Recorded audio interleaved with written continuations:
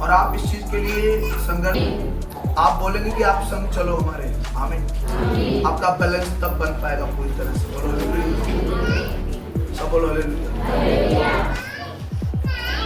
एक वचन हम लोग पढ़ेंगे, भजन संहिता 34 अध्याय 18 वचन।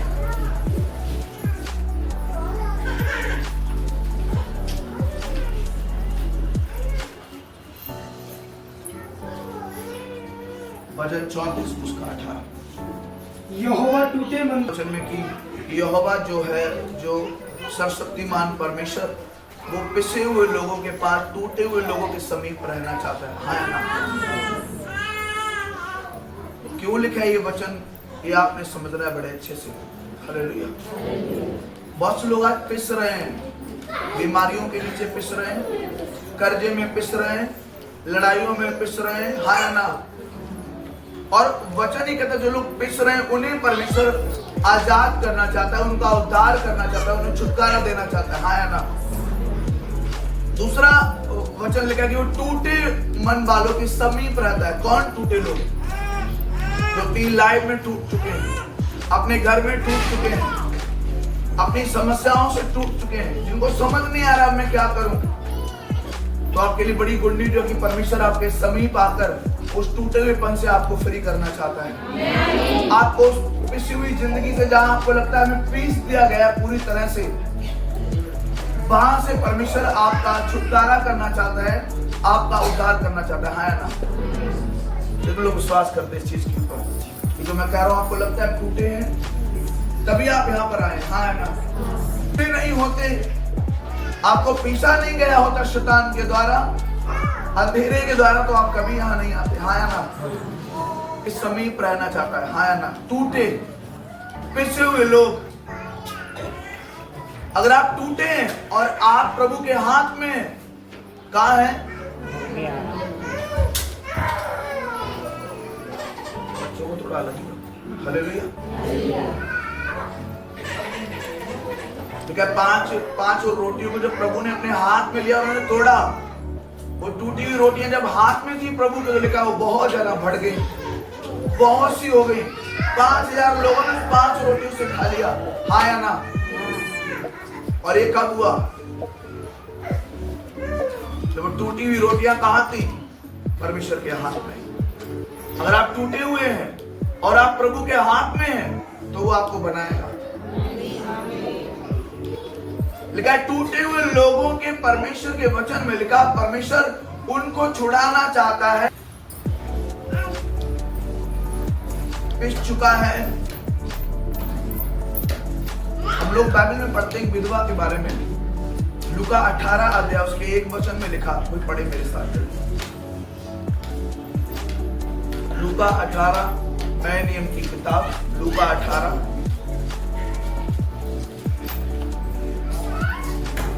उसका 1। फिर उसने इसके विषय में कि नित्य प्रार्थना करना और हियाव ना छोड़ना चाहिए, उनसे यह दृष्टांत कहा। किसी नगर में एक न्यायी रहता था, जो ना परमेश्वर से डरता था और ना किसी मनुष्य की परवाह करता था। उसी नगर में एक विधवा भी रहती थी, जो उसके पास आकर कहा करती थी, मेरा न्याय चुकाकर मुझे मुद्दई से बचा। कुछ समय तक तो वह ना माना, परंतु अंत में मन में विचार कर कहा, यद्यपि मैं ना परमेश्वर से डरता और ना मनुष्यों की कुछ परवाह करता हूँ, तो भी यह विधवा मुझे सताती रहती है, इसलिए मैं उसका न्याय चुकाऊंगा। कहीं ऐसा ना हो कि घड़ी घड़ी आकर अंत को मेरी नाक में दम करे। सुनना ये है कि यहाँ पर एक विधवा है जो बार बार जा रही है एक न्यायी के पास और करी, मेरा न्याय चुका, मेरा न्याय चुका, मेरा न्याय चुका। घड़ी घड़ी जाकर, बार बार जाकर बोलती कि मेरा न्याय चुका और मुझे बचा। और यहाँ पर लिखा प्रभु के वचन में, खुद प्रभु यीशु मसीह कह रहे हैं कि जो विधवा है ये बार बार उसके पास जा रही है जो एक अधर्मी न्यायी है। और वो अधर्मी जो न्यायी है, लिखा उसको ना तो उसके अंदर परमेश्वर का डर, ना लोगों की परवाह उसे।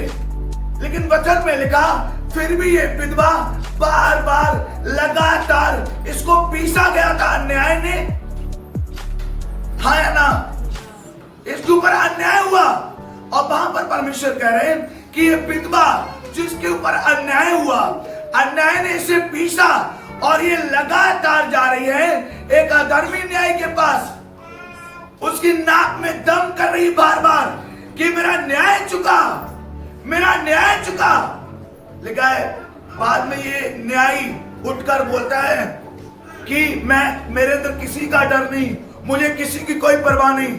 लेकिन ये विधवा बार बार आती है, बार बार आकर मुझे बोलती कि मेरा न्याय चुका। तो अधर्मी न्याय बोलता है अब मैं क्या करूंगा, अब मैं उठकर इसका न्याय चुकाऊंगा। तब वहां पर प्रभु यीशु मसीह बोलते हैं और पड़ोस में चलो। प्रभु ने कहा एक अधर्मी न्यायी जब बार बार लोग जाते हैं वो उनका न्याय चुका सकते हैं, तो फिर धर्मी परमेश्वर के पास अगर आप बार बार आएंगे तो वचन कहता है मैं तुम्हारा न्याय क्यों नहीं चुकाऊंगा, हाँ या ना। आप जाओ गांव के प्रधान में नाक में दम कर दो, बाद में आके साइन कर देगा, हाँ या ना। उसको आपकी कोई परवाह नहीं है, उसको आपको कोई चिंता नहीं कि वो कुर्सी पे बैठ गया और आपकी चिंता करेगा। नो, वो कुर्सी पे बैठ गया इसलिए बैठा नहीं पता, लेकिन वो बैठा है। अगर आप बार बार जाएंगे, घंटों सुबह शाम लगाते रहेंगे अर्जी, तो हो सकता है हट के बाद में साइन कर दे।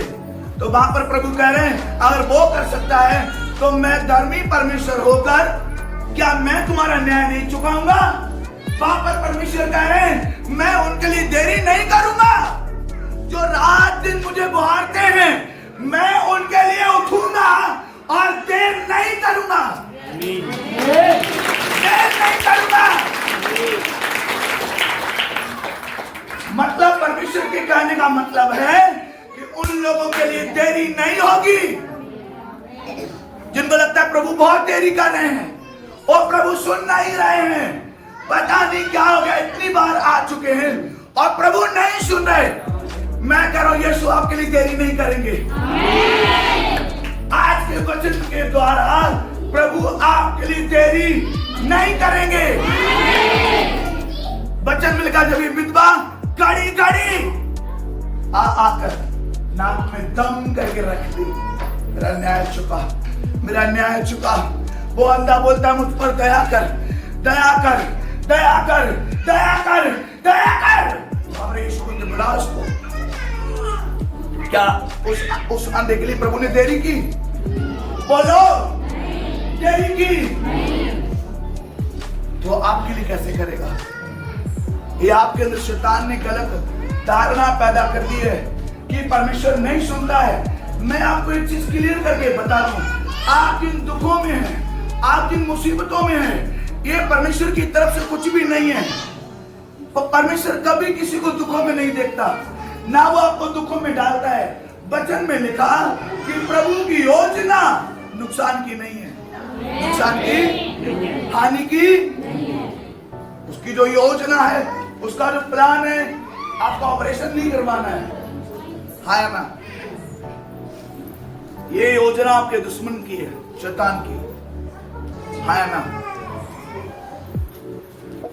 और जिस दिन आप अपने दुश्मन के बारे में समझ जाएंगे, जो शैतान इब्लीस जो दुश्मन है आपका लूसीफर, आप जिस दिन जान जाएंगे उसके बारे में, आपको समझ आएगा कि कोई इंसान मेरा दुश्मन नहीं है।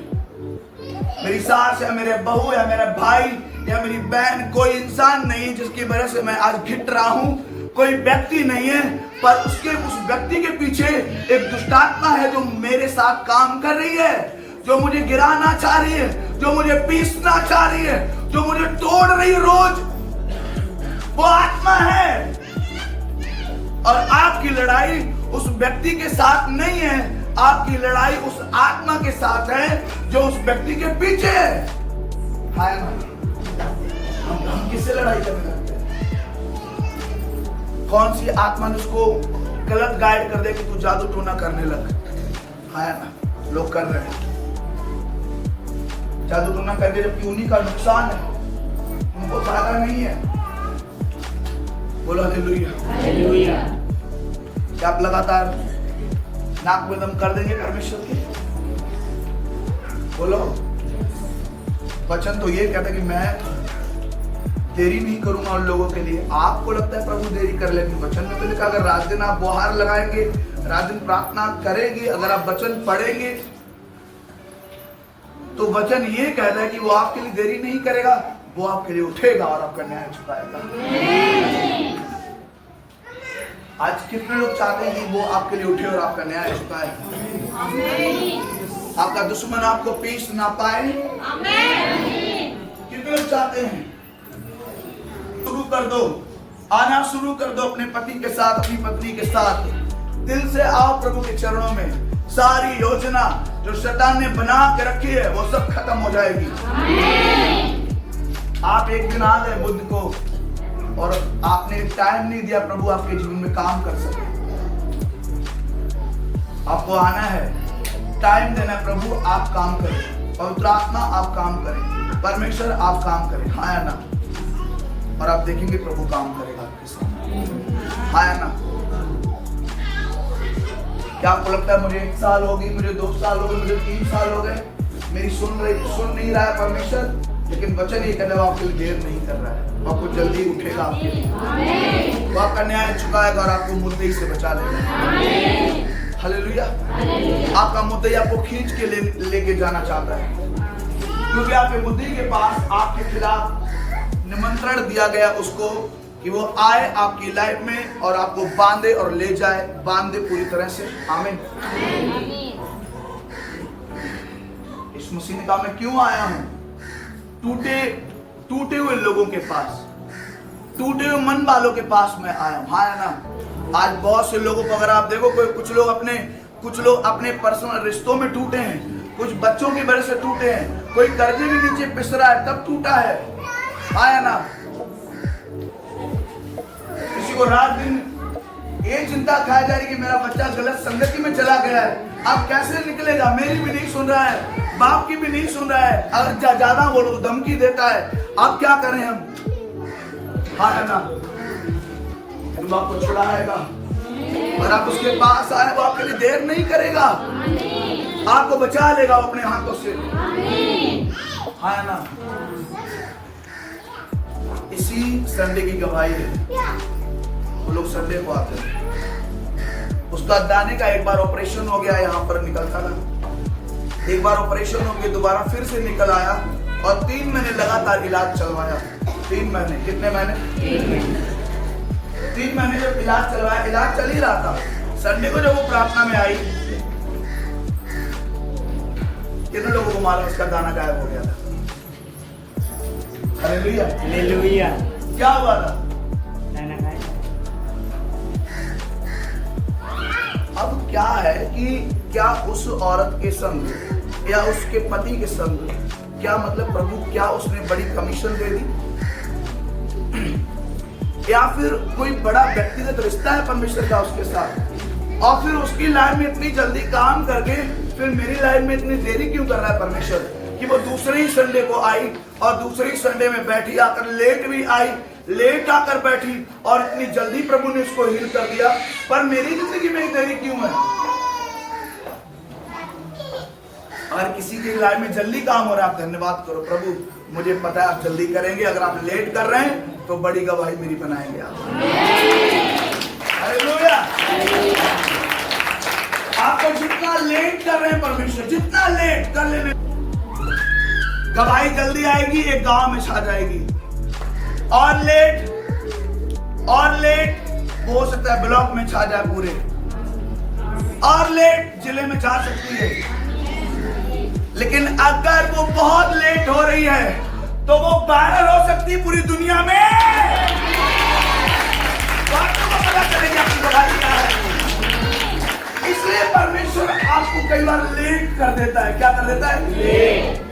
वो नहीं जल्दी देता आपको जवाब, क्योंकि वो तैयारी कर रहा है, क्योंकि आप मांग रहे हैं। आपने 1 महीना मांगा, 2 महीना, 3 महीना, 4 महीना, आप 10 साल से मांग रहे हैं और प्रभु तैयारी कर रहे हैं आपके मांगने के हिसाब से। हाँ या ना? आप मांग रहे हैं, अब्राहम कहता है जो मानता है वो प्रतीति करे कि परमेश्वर ने उसे दे दिया है। तो जो आपको दे दिया गया वो रखा कहाँ है? वो प्रभु के पास है। और वो मिलेगा कब? जब टाइम आएगा आपको बड़ा करके, क्योंकि आपने बड़ी प्रार्थना की तो बड़ा करके वो आपको देगा।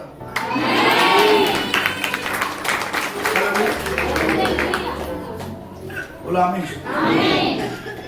जिन लोग बहुत मेहनत कर रहे, बड़ी मेहनत कर रहे, इनको देर होगी, इनके बच्चे नहीं हो रहे, कोई दिक्कत है पेट में, पथरी नहीं जा रही, नशा नहीं जा रहा, कोई भी प्रॉब्लम एनी पे, आपको संतान नहीं है, आपको ये नहीं है। सोचो अब्राहम को कितने साल बाद हो गए तब लड़का पैदा हुआ।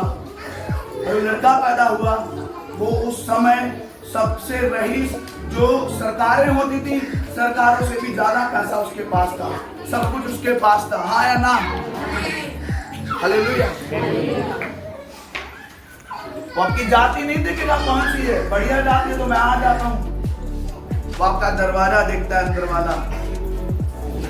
और जिस दिन शैतान आएगा ना आपके दरवाजे को खोलने के लिए, खटखटाने के लिए, ओए मेरे को भी आना है अंदर, फिर आप नहीं खोलेंगे दरवाजा, जो आत्मा आपके अंदर वो खोलेगा आके कुंडी, देखते ही भाग जाएगा शैतान। हालेलुया।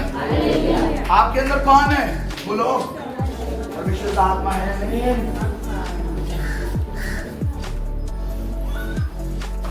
पढ़ा क्या था वचन कि प्रभु का आत्मा मेरे ऊपर है। क्या बोला? और बहुत लोग बैठे वहां पर, पगडंडी वाले सब बैठे, वो खड़े, और उनको इशाया की जो एक नबी था उसका किताब लेकर उनको पकड़ा दिया गया, बोला पढ़। उन्होंने वही हिस्सा निकाला और पढ़ा, और पढ़ के कहा कि प्रभु का आत्मा मेरे ऊपर है। प्रभु का आत्मा, उन्होंने कहा मेरे ऊपर है क्योंकि उन्होंने मुझे इसलिए चुना कि मैं कंगालों को सुसमाचार दे सकूं, टूटे हुए को, पिसे हुए को, बंधे हुए को छुड़ा सकूं। वो आत्मा मेरे ऊपर है। उन्होंने कहा वो आत्मा मेरे ऊपर है, मेरे ऊपर। सुनो, और जब उन्होंने इस अंगीकार को किया लोगों में हलचल मच गई, और तुरंत प्रभु ने कहा आज ये वचन पूरा हुआ है कि आज तुम देखोगे कि कंगाल सुसमाचार सुनेंगे, बंदी छुड़ाए जाएंगे, कैदी आजाद किए जाएंगे, क्योंकि आज ये वचन पूरा हुआ। आप बोल सकते हैं कि प्रभु का आत्मा मेरे ऊपर है, आया ना? पैसा लगता है, बोलने में ताकत है।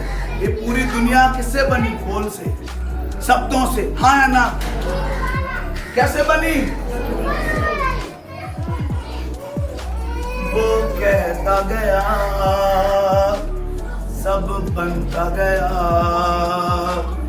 वो कहता गया सब बनता गया, उसके सांचे में सब ढलता गया, उसके सांचे में सब ढलता गया, वो कहता गया सब बनता गया, वो कहता गया सब बनता गया, उसके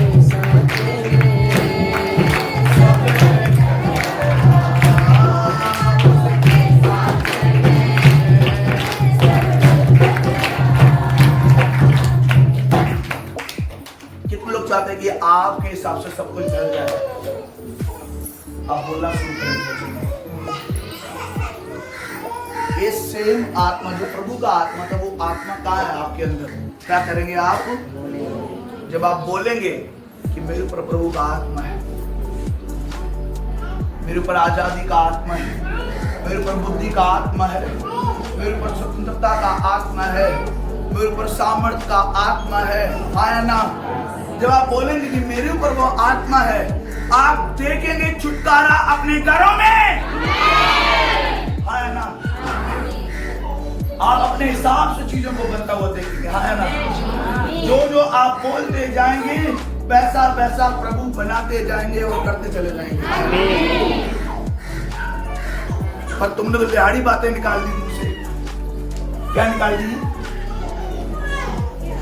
गालियां निकाल ली हैं। गुस्से में बच्चों को श्राप देना है, गालियां देनी है। जिस गाड़ी में आप बैठ के जाते हैं उसी गाड़ी को बोलते हैं जब से ये आई है हम खत्म हो गए, और उसी में बाद में बैठ के जाएंगे। वो तो खत्म ही करेगी तुम्हें और खत्म जिंदा रखेगी। आया ना? बोलो।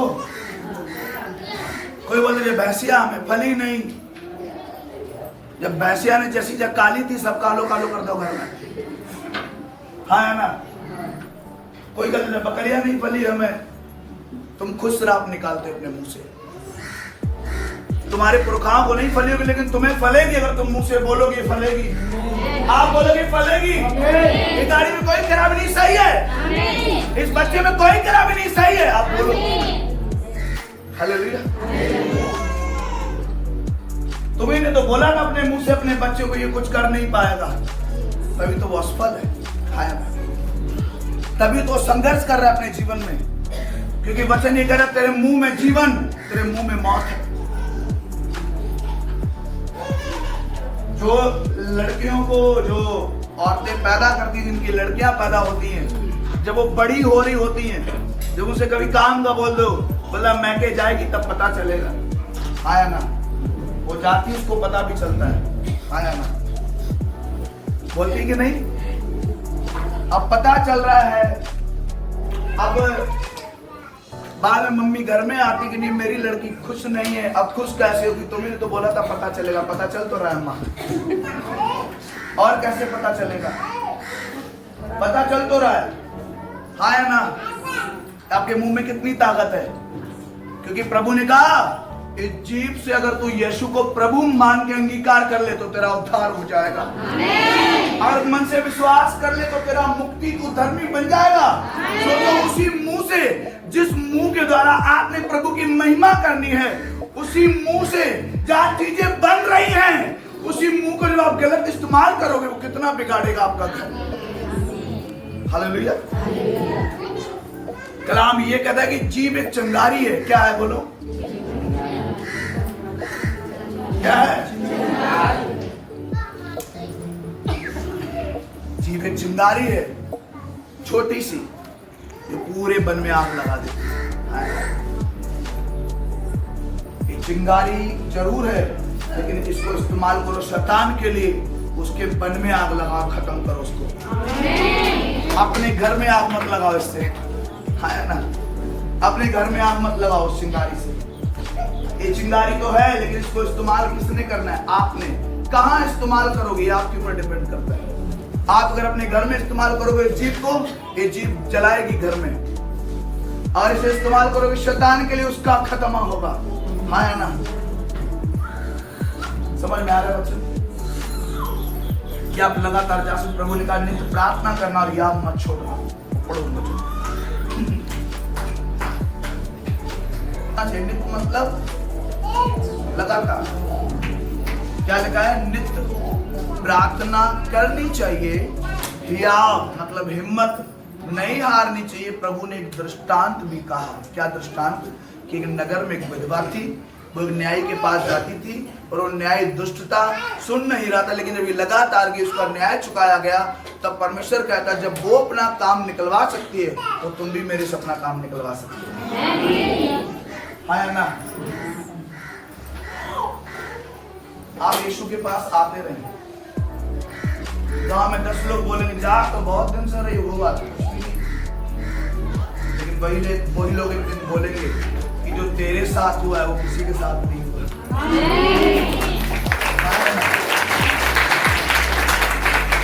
आपकी मेहनत बोलती है, आपका घड़ी घड़ी प्रभु के पास आए, कहाँ लेना चाहते प्रभु के हाथों से, तो सच्चा न्याय आपके पर आएगा। वो लेट हो सकता है, वो 1 महीना 2 महीना 1 साल 2 साल 3 साल लेट हो सकता है, लेकिन जब वो आएगा तो आपकी पीढ़ियां बदल के रख देगा, आपको बदल के रख देगा। समझ रहे आप सब लोग वचन को? सब लोग समझ रहे हैं? आप लोग भी आते गवाहियां दिखाया करो। अगर आप गवाहियां नहीं दिखाएंगे, आप चक्कर में कि नहीं ये वाली हो जाए और ये जो हुई है उसकी गवाही दो। जितना आपको लगता है मेरे घर में सुधार आ चुका है, आप उसकी गवाही जरूर दिखाएं। जितनी आप गवाही देंगे, जितना आप धन्यवाद करेंगे, उतना अधिक प्रभु आपके संग काम करेंगे। आप धन्यवाद नहीं करेंगे, आप गवाही नहीं देंगे, वो आपके साथ काम नहीं कर पाएगा। आपको धन्यवाद भी देना पड़ेगा, आपको गवाहियां भी रखनी पड़ेगी, चाहे छोटी क्यों नहीं है। आया ना, सब बोलो हालेलुया। आप कैसी कैसी गवाहियों को सुन चुके जो अद्भुत तरीके से इस सत्संग में होती है। आमीन, सब बोलो हालेलुया। मैं अभी जो आपकी प्रेयर करूंगा, आपसे पूछूंगा आपकी गवाहियां क्या है और आप बताएंगे मुझे। तो यहाँ बिना गवाही के कोई बैठा नहीं, मुझे बताए, और जो बिना गवाही के वो आ रहे हैं गवाही के साथ।